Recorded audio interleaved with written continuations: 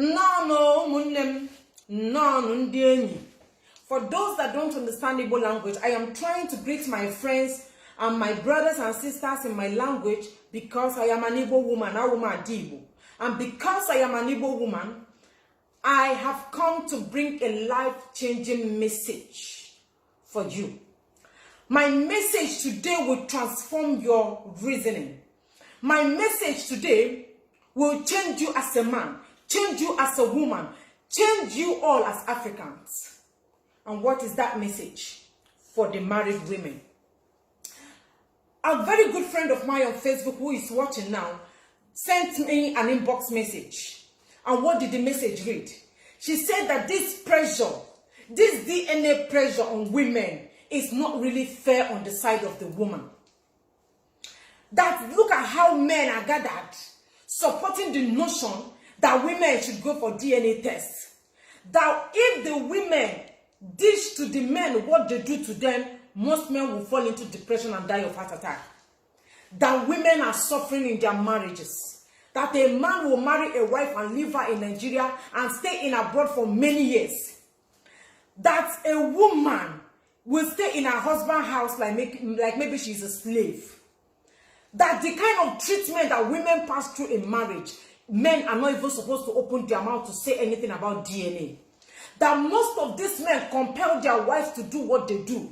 In other words, my sister is trying to say that the women are trying to play the revenge card. You cheat on me, I cheat on you back. That most men have baby mamas outside. They have children outside, even in their marriage, and their wives don't know about it. So why are they now insisting that their wives should do DNA tests? What about them? My beloved friend is very angry that why are they pushing women, pressuring women about this DNA test? That is an insult on women. I want to clear the air. Please, I want you to listen with wisdom. I want you to listen to this, my message, with wisdom. I came prepared and I will give you a lot of references. Women, a man and a woman does not do competition in cheating. There is no room for competition in marriage. You cheat me, I cheat you back. Who is going to suffer it? You are doing it at your own peril. You are doing it at your own detriment. That your husband cheats is not an avenue for you to go and bring in another man's child in your husband's house. Women, do you know that your husband could go outside and bring in a woman and tell you he wants to marry a second wife? You don't have a say about it. It's either you stay or you pack and go. Now, I have said this thing several times. Women, if your marriages or the marriage you are presently in is not giving you butter like you wanted, pack your bag and go. If your sanity is at stake in your marriage, you are going mad already. You cannot contain it any longer. Pack and go.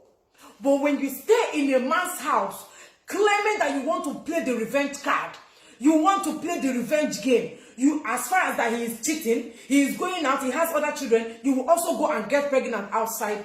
It is not obtainable in Africa. There is no place of that. A man and a woman is not in competition. You must understand that the man is the owner of that house.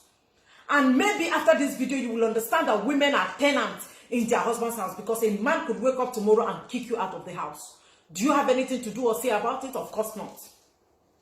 Don't call this one slavery. That is what it entails to be an African woman and an African man. Do you know that it is almost impossible for a man to stay with just one woman? A woman can stay for 40 years, 45 years of her life without a man. But a man cannot stay 1 year, 2 years, 3 years, 4 years, 5 years without a woman. I want you to understand that the way a man and a woman is wired is different. It started from creation. We are not the one that started it. That's why I said I'm going to give you references. You must know that the way they wire and socket a woman, a man, is not the way they wire man. The systems are not the same. The system of a man and a woman abroad the same thing. Don't compare yourself to your husband. That is why I said a man can marry as many wives as he can. Traditionally, every African man is supposed to live with more than one wife. Every man is supposed to marry 2 wives to reduce the population of women. Every man is supposed to live with 1 wife, if not because of the hardship of the land and the Western colonization. Every man is supposed to be living with 2, 3, or 4 wives once he can take care of them. Let me also give you another reference. Do you know that most of our big pastors, most of you that go to church, our big pastors, most of them, even the smaller pastors, sleep with their choristers. They fear God. They worship God. They do the things of God. But have you asked, why do they now sleep with their choristers when they have wives? Why are they sleeping with the ushers when they have wives? Why are they sleeping with their church members? Why are the pastors sleeping with your wives when they also have their wives at home? Meaning that a man is wired not to just stay with just 1 woman. Any man that tells you that he is only having 1 woman, ever since he's a human being up to now, the man is a chronic liar. The man is a liar. It is not true. That is the system of a man. Let me use Catholic Church as an instance. For those of you that are Catholic Church members, do you know that the Catholic Church has this, what's it called? Will I call it principle? That they have this law that every Catholic Reverend Father must not marry. That is what Catholic people said, that their father will not marry. But in Catholic Church, most of your Reverend Fathers have children. Most of your Reverend Fathers are secretly married. Most of your Reverend Fathers have concubines. Are you aware of that? What am I trying to say? A man cannot stay without a woman. That is why you see the cases of, he cheats me, I did not cheat. You did not cheat, though, you cheat me. Now, let us go to the Bible. For those of you that will still continue this argument, I will give you Bible references. In the Bible, Abraham is the father of all nations. But Abraham had Sarah. Sarah could not bear him a son or a child. Sarah went and got her Egyptian concubine, Egyptian servant, give to her husband, Abraham, as a concubine, to give her husband a son. And Hagar gave birth to Ishmael. When Sarah died, Abraham went ahead and married another woman named Keturah. Abraham is the father of all nations. But Abraham still cannot stay with 1 woman. King David is a man after God's heart. David had 8 recorded wives in the Bible. The Bible said that there are other wives that are not recorded. In fact, he had 8 recorded wives and many more concubines that are not recorded. And God even said that he was going to give David many more concubines if he wants. You can go and read up your Bible. What about King Saul? Saul had a wife and a concubine that gave him 2 sons. Noah had wives. Are you now getting where we are coming from? That this whole thing started from the Bible. What about the almighty King Solomon? The wisest of the kings. Solomon had 700 wives and 300 concubines. The ones the Bible recorded. What am I trying to say? That the whole thing started from creation. It started from the time of creation. That a man might likely not stay with just 1 woman. A man might likely not be able to stay with 1 woman. So before you blame your husband, you must know that Abraham did not live with 1 woman. That Noah built the ark of God, did not live with 1 woman.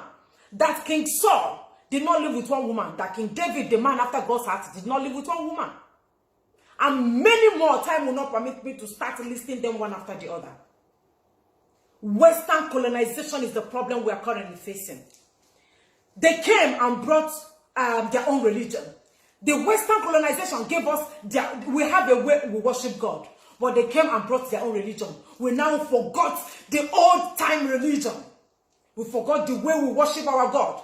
They came and brought us education. Is it favoring us? It's not. They came and gave us their own system of marriage. That is why we are wearing wedding gown to do marriage. They came and told us 1 man, 1 wife. Our men are now suffering in the toilet, doing masturbation.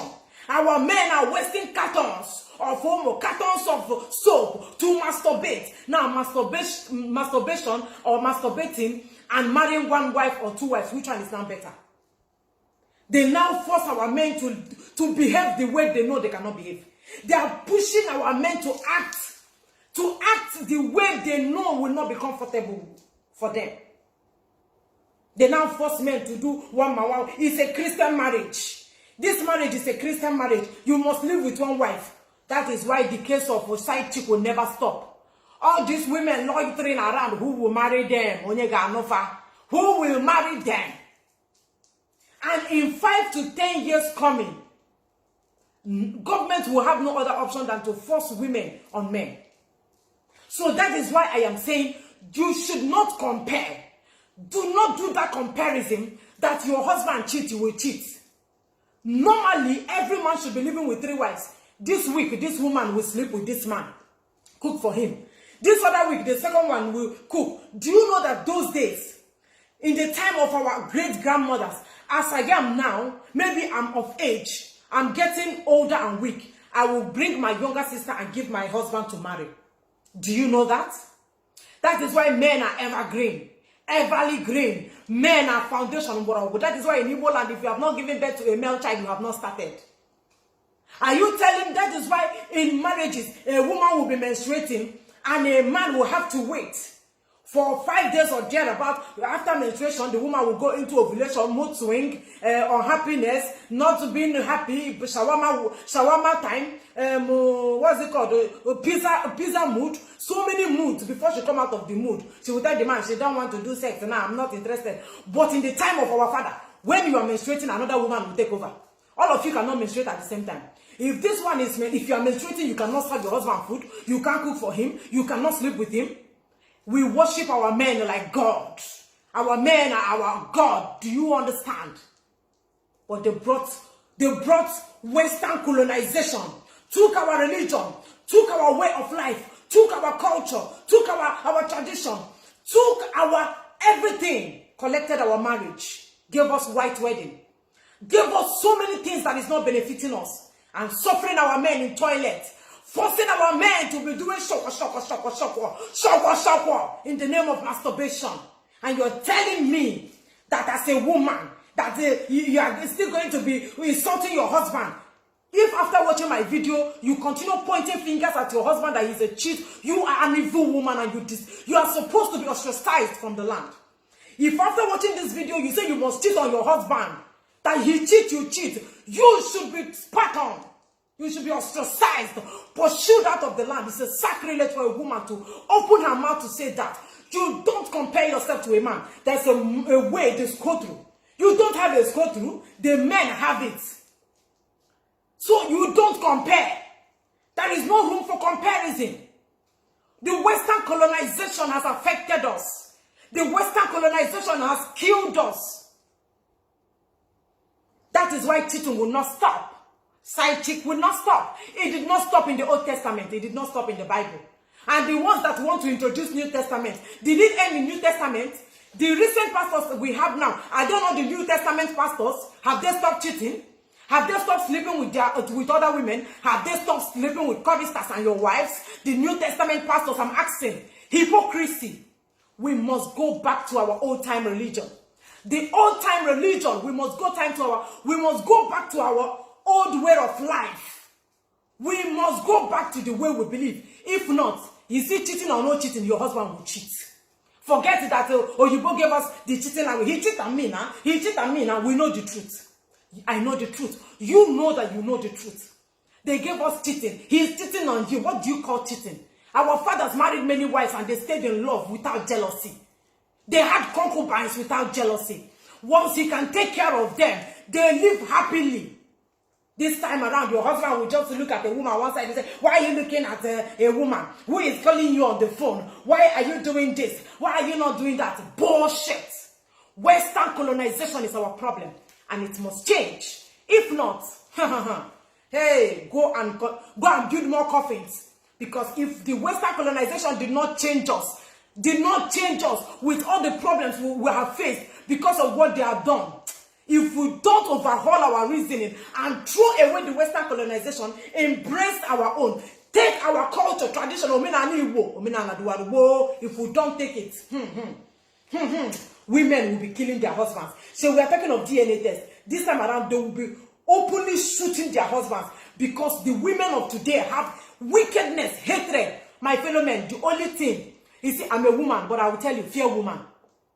Fear woman. Woman is the only person that met devils face to face. Ate apple. You did not eat the apple. If a woman tell you she's going to kill you around 7 o'clock, it will not pass 7 o'clock. She says she will kill you around 12, brother. 12 o'clock, you are gone. Go and buy your coffin. So that is why the Western colonization should go. Men should marry more than one wife.